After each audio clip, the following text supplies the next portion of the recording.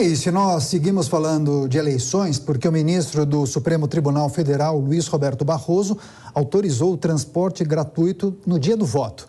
Vamos chamar e conversar ao vivo com a repórter Yasmin Costa, que vai trazer os detalhes da informação para a gente. Yasmin, como esse serviço vai funcionar? Bem-vinda, boa noite. Obrigada, Daniel. Boa noite para você também, para a Lívia, para todo mundo que está com a gente aqui no Jornal Jovem Pan. Essa decisão do ministro Luiz Roberto Barroso estabelece o seguinte, que as prefeituras e concessionárias vão poder oferecer o transporte público gratuito, só que é de forma voluntária, não há uma obrigatoriedade para o fornecimento desse transporte.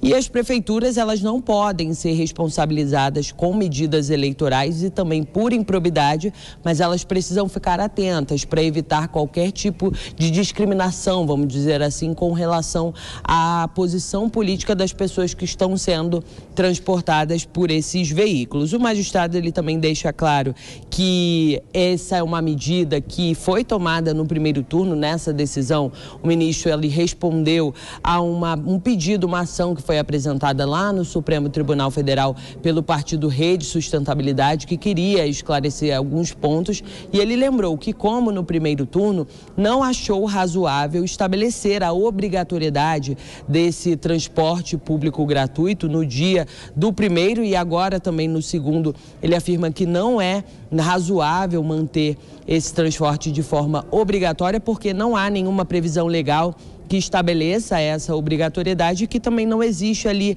uma previsão orçamentária para arcar com esses custos. Mas aqueles locais, o ministro, ele também deixou claro que aqueles locais que aos domingos costumeiramente já fornecem o transporte gratuito para a população, esses locais não podem suspender o serviço só por se tratar de um dia de eleição. Precisam manter esse transporte de forma gratuita. A decisão, o ministro, ele também defendeu que diante da desigualdade social extrema no país, o contexto de empobrecimento da população e a obrigatoriedade do voto no Brasil, é justificável que o poder público arque com o custo de transporte decorrente do exercício do direito-dever, mas ainda assim ele afirma que é somente de forma voluntária. Vale lembrar, inclusive, né, Daniel e Lívia, que ontem o ministro Luiz Roberto Barroso, ele se reuniu com lideranças ligadas à campanha do candidato do Partido dos Trabalhadores e também advogados